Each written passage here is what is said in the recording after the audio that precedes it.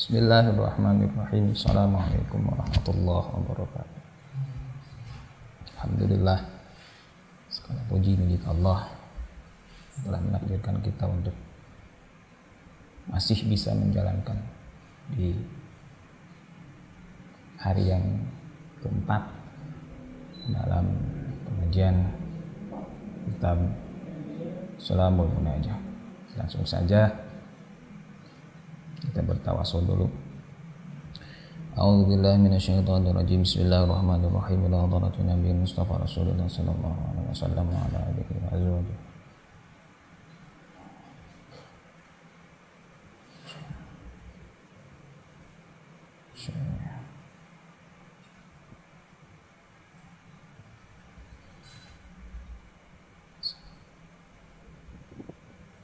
Al-Fatihah. A'udzubillahi minasyaitonir rajim. Bismillahirrahmanirrahim. Alhamdulillah. Ar-Rahmanir-Rahim. Maliki yaumiddin. Iyyaka na'budu wa iyyaka nasta'in. Ihdinas siratal ladzina an'amta 'alaihim. Bismillahirrahmanirrahim. Masih menjelaskan tentang hukum daripada sesuatu hal yang terkena dengan najis. Kita lanjutkan saja. Bismillahirrahmanirrahim. Wa ma talaqatin najasatu al-madhkuratu al-ma'a. Sekarang mungkin halaman 8 ya. Halaman 8 mau di akhir halaman itu. Wa ma talaqat sareng dina kapan-kapan paantel atau ngeunaan naon an najasatu pirang-pirang najis al madhkuratu an tos dicarioskeun ngantelan kana naon atau ngeunaan kana naon al ma'a kana cai fa in kana maka lamun aya naon cai eta kullataini dua kullah lam yanjus maka henteu jadi najis naon cai illa in ghayyarat kecuali lamun barobah naon ta'muhu rasana cai au launuhu atanapi warnana cai au rihuhu atanapi ambeuna cai wayat huru sareng bakal jadi suci naon cai bizawali taghayyuri ku sabab hilangna perubahanana wa in kana sareng lamun aya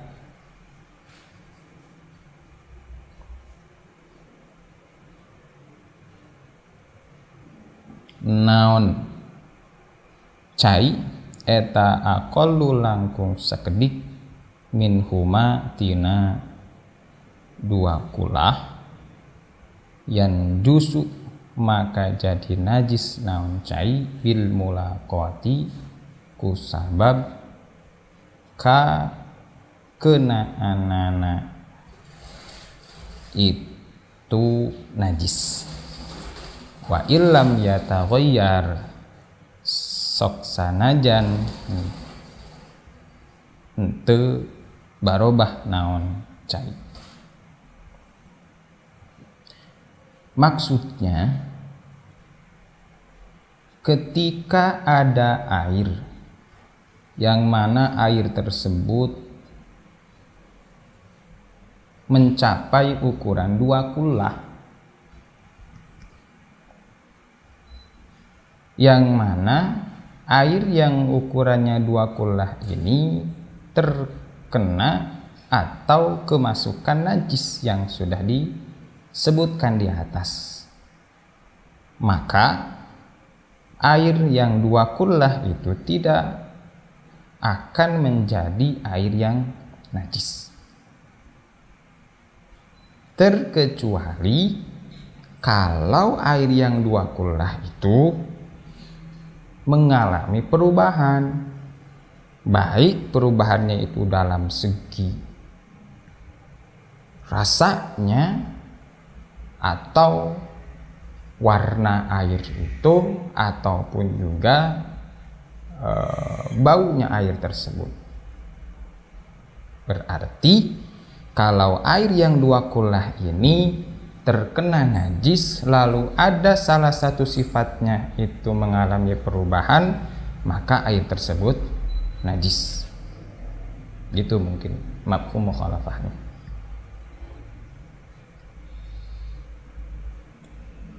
Nah, selanjutnya air yang dua kullah itu ketika mengalami perubahan dan airnya itu berubah menjadi air yang najis, di sini disebutkan juga bisa air tersebut kembali suci atau suci kembali apabila perubahannya itu hilang. Nah, seperti demikian. Hilangnya itu bisa dengan sendirinya didiamkan lama ataupun bisa juga dengan ditambah air yang suci atau air yang najis sekalipun, kalau berubah lagi hilang perubahan yang tadi mengakibatkan najis, maka air yang tadinya berubah dan ukurannya mencapai 2 kullah ketika ditambah lagi ataupun disimpan lama lalu perubahannya hilang, maka air tersebut kembali suci. Seperti demikian. Dan selanjutnya wa in kana ay al-ma'u aqallu minhuma yanjusu bil mulaqati. Artinya ketika ada air yang ukurannya itu kurang dari ukuran 2 kullah, apabila ada najis ataupun terkena najis ataupun tercampur dengan najis, maka air yang sedikit tersebut itu yanjusu, merupakan air yang najis. Wa illam yataghayyar, meskipun tidak ada perubahan dalam sifat airnya itu. Lanjut. Wayathuru dan wayathuru sareng janten suci naon cai bibulugihi ku nepina itu cai kullataini kana ukuran 2 kullah. Nah, air yang sedikit tadi yang sudah terkena najis dan hukumnya pun juga menjadi najis bisa menjadi suci apabila air tersebut ditambah lagi sehingga ukurannya mencapai 2 kullah, dengan persyaratan seperti tadi tidak ada sifat dari air itu yang berubah, baik rasa, bau ataupun warna daripada air itu. Wa matalaqat sareng dina kapan-kapan ngeunaan naon an najasatu pirang-pirang najis al mazkuratu anu tos dicarioskeun ma'ian kana barang anu cair atau barang anu encer, goirol ma'i selain cai. Nah, tanah jasa maka jadi najis naon ma'i bimula kotiha kusabab kaantelanana najis qalilan halna salit au kathiron atanapi seueur taghayyara barobah naon ma'i au lam yataghayyar atanapi henteu barobah naon ma'i. Maksud daripada keterangan ini adalah ketika ada najis mengenai sesuatu hal yang sifatnya encer selain air, maka ma'i itu menjadi najis hukumnya, baik ma'i tersebut itu sedikit ataupun banyak, baik ma'i di sana atau barang yang encer tersebut itu mengalami perubahan ataupun tidak berubah. bahkan walayat huru sareng henteu janten suci naon mai kotu sama sekali. Nah, satu barang yang encer terkena najis meskipun itu mai tersebut banyak, maka mai tersebut itu mutlak disebut sebagai sesuatu hal yang najis. Atsani ari anu kaduana, kadua tina naon? Kadua tina syarat sahna salat atau syarat salat yang 12. Eta toharatun suci na badan ataupun anggota badan. Nah, bil wudu'i kusabab wudu wal kuslu sareng adus. Amal wudu'u anapun ari wudu fafuruduhu eta fafuruduhu maka ari pirang-pirang farduna wudu eta sitatun aya genep.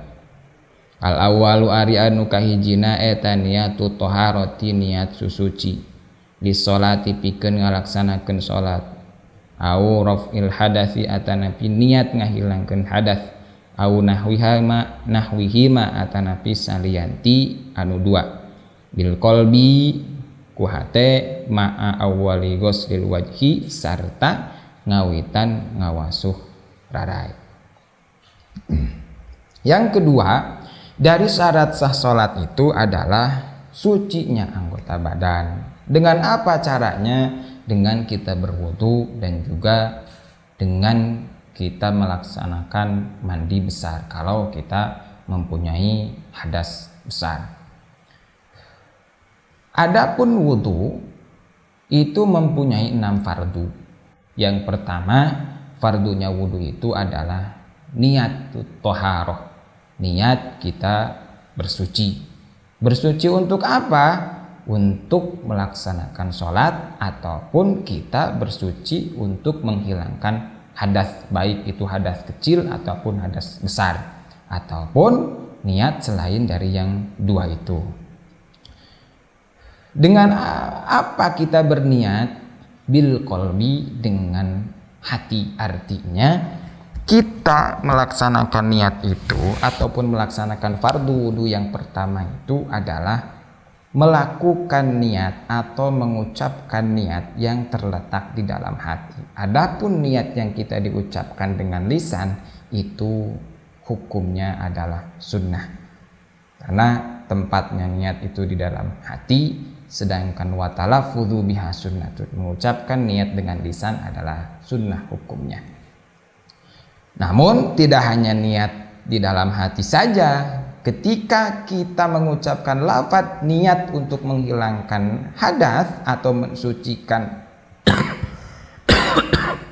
diri dari hadas, itu harus ma'a awwali ghuslil wajhi, ketika berwudu, berbarengan dengan kita membasuh wajah kalau wudu. Kalau adus, kalau mandi besar, maka dimanapun tempat yang kita basuh pertama kali, maka berarti di situ kita melaksanakan niatnya. Mau di tangan, mau di kaki, di wajah, di rambut, di atas, di bawah, di pinggir, atau dimanapun jihadnya, berarti di situ ketika kita melaksanakan niatnya di dalam adus. Atsani ari anu kaduana ghuslul wajhi ngawasuh wajah min mabda'i tastihil jabhati, ngawitan tina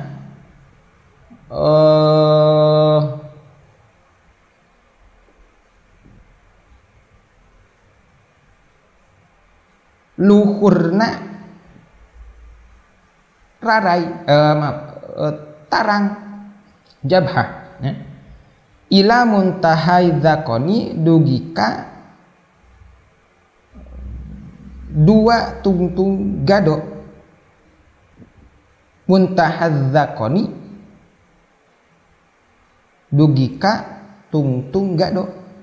Wa minal udhuni sareng tina cepil ilal udhuni dugika cepil anu sanesna.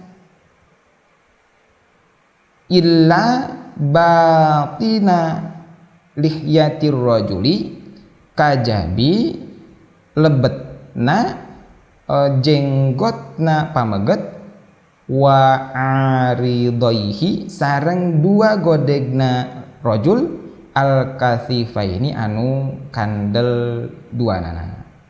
Nah itu. Yang kedua dari fardu wudu itu adalah membasuh wajah. Dari mana wajah itu dibasuh? Mimma beda itasfihil jabhati, dari paling bagian atas dahi. Berarti kalau dalam kitab lain disebutkan mimmana bitis sya'ri rosi, dari mulai tempat jadinya rambut kepala, mungkin dari sana. Nah, sampai mana? Sampai ila muntahadzaqoni, sampai ujung dagu, mungkin sebelah sini. Nah, itu panjang wajah, batasannya dari sana. Terus lebarnya itu wa minal udhuni ilal udhun, mulai dari telinga sampai ke telinga lagi. Nah, selanjutnya illa batina lihyatir rajuli, terkecuali kalau seseorang itu, seorang laki-laki mempunyai janggot yang tebal, maka cukup luarnya saja, tidak harus dengan dalamnya. Nah, wa aridaihi, dan dua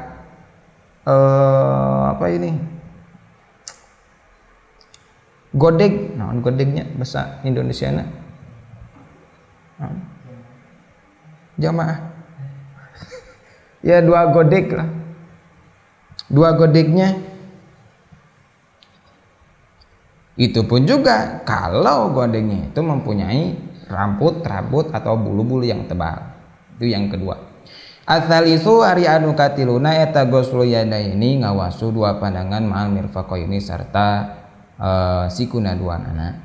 Yang ketiga, fardu wudu itu adalah membasuh kedua tangan ma'al mirfaqaini, minal kafaini wadh-dhiraini, mulai dari dua dampal telapak tangan dan sampai sikut keduanya, ma'al mirfaqaini. Ar-rabi'u ari anu kaopatna eta mashu aqallu syai'in mim basyaratir ra'si. Ar-rabi'u ari anu kaopatna eta mashu aqalli syai'in, ngusap saalit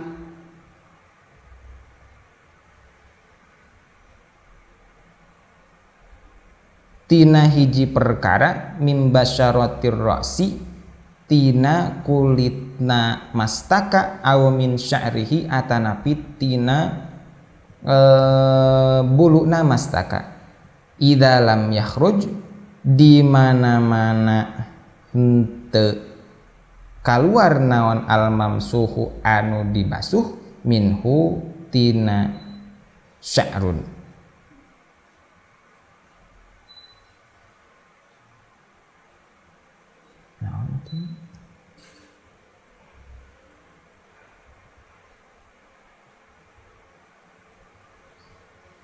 Bil mud'ini, ku manjangkeun haddir roksi kana batesan mastaka. Yang keempat, fardu wudu itu adalah mengusap rambut ataupun sesuatu yang terdapat dalam kepala, baik itu kulitnya kepala ataupun rambut yang terdapat dalam kepala kita.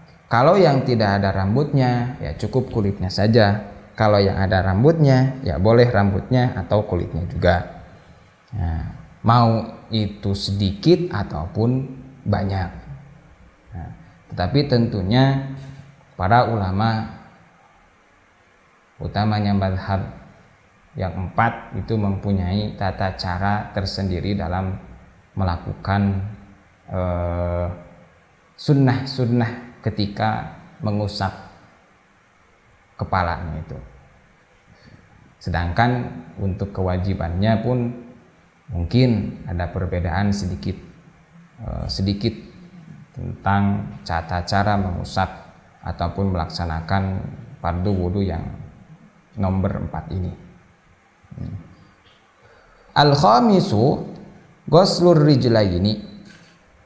Yang kelima, al-khamisu ari anu kalimana eta ghuslur rijlaini ngawasuh 2 sampean ma'al ka'baini sarta memuncangan 2 nana. Yang kelima, fardu adus itu adalah membasuh kedua kaki sampai mata kaki. As-sadisu ari nu kagendepna eta tartibuhu nartibkeunana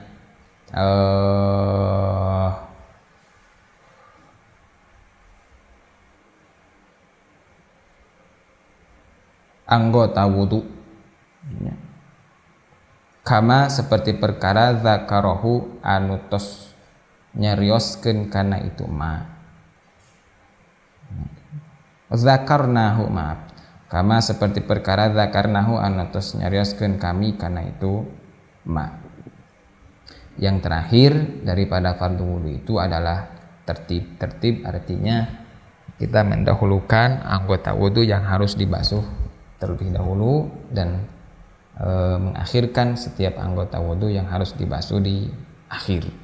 Tidak boleh kita mengacak ataupun mengotak-ngatik dari hal yang sudah ditertibkan dalam apa yang diatur di dalam fardu wudu tersebut. Kalaulah kita tidak menertibkan sesuai apa yang sudah diatur dalam fardu wudu, maka bisa jadi wudunya itu tidak sah karena tidak tertib.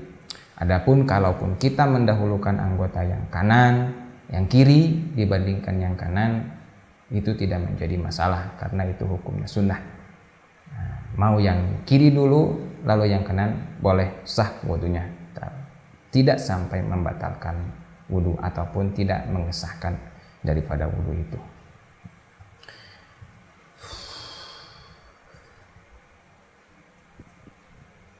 Kita lanjutkan. Wayajibu sareng wajib fil wajhi dina wajah wal yadaini sareng 2 panangan wal rijlaini sareng 2 sampean naon ghuslu juz'in ngawasuh juz ataupun bagian fauqa hududiha anu aya dina saluhureun pirang-pirang batasan anu kabeh min jami'i jawanibiha tina sadayana arah-arahna anu kabeh.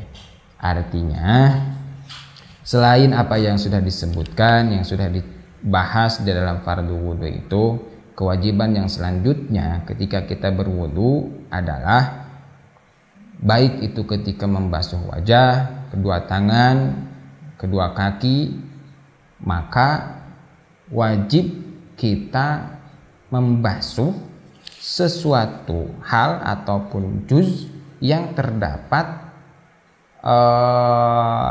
di atas ataupun yang masih nempel dari bagian-bagian anggota wudhu yang sudah disebutkan, seperti halnya misalkan wajah batasannya hanya sampai dagu. Nah, padahal kewajiban yang selanjutnya untuk lebih menyempurnakan wudhu kita, maka wajib kita membasuh anggota wajah yang nempel dengan batasan leher, seperti halnya ini. Maka ketika wudhu sempurnanya kita membasuh lebih ataupun kelebihan batasan wajah yang ada dari batasan yang sudah ditentukan dalam anggota wudhu itu. Ini berarti. Terus di telinga pun juga sama, yang berbatasan dengan nempelnya wajah ke leher seperti di sini, itu pun juga sama, wajib dibasuh juga. Makanya ketika mengusap air dan sebelumnya kita berjalankan air itu ke wajah, ketika mengusapkannya maka itu harus diratakan seperti itu. Nah, itu sempurnanya seperti itu. Dan tentunya setiap orang pasti menginginkan kesempurnaan dalam segala sesuatu hal. Nah, salah satu untuk menyempurnakan wudu itu salah satunya itu untuk lebih sempurna kita melebihi batas membasuh anggota wudu dari apa yang sudah ditentukan batasannya oleh para ulama di dalam sebelum melebihi batasnya itu.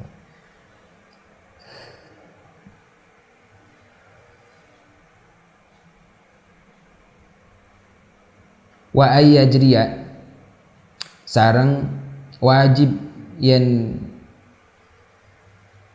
ngalir ataupun berjalan naon alma ucai bitobaihi ku tabiatna cai ala jami'i ajzaiha tepan kana sadaya pirang-pirang bagian anggota wudu atanapi anu sadayana. Nah, artinya wajib kita memperjalankan air sesuai dengan ketentuannya. Ketika membasuh muka, tidak boleh muka itu hanya cukup dengan diusap, karena mengusap dengan membasuh itu mempunyai perbedaan. Kalau mengusap itu cukup, tidak ditentukan adanya berjalannya air, tetapi air yang ada di tangan itu pun juga sudah cukup ketika mengusap. Lalu ketika kita membasuh, maka tentunya harus adanya air yang lumayan banyak yang ada di tangan kita ataupun di tempat langsung dari keran itu. Maka kalau hanya diusap menggunakan tangan, tidak adanya berjalannya air kepada anggota wudhu yang harus ataupun diwajibkan adanya syarat berjalannya air, maka itu tidak sah. Seperti hanya kalau kita mengusap wajah hanya cuman diusap, tidak hanya disertai dengan adanya perjalanannya air ke muka, maka itu tidak menjadi sah. Tentunya kalau tidak sah dalam membasuh wajah, maka wudhu pun juga tidak sah. Untuk sekian sekarang, mungkin sekian dulu. Kita sambung lagi di episode selanjutnya. Mohon maaf apabila banyak kesalahan, tentu banyak kesalahan. Allahu a'lam bishawab. Assalamualaikum warahmatullahi wabarakatuh.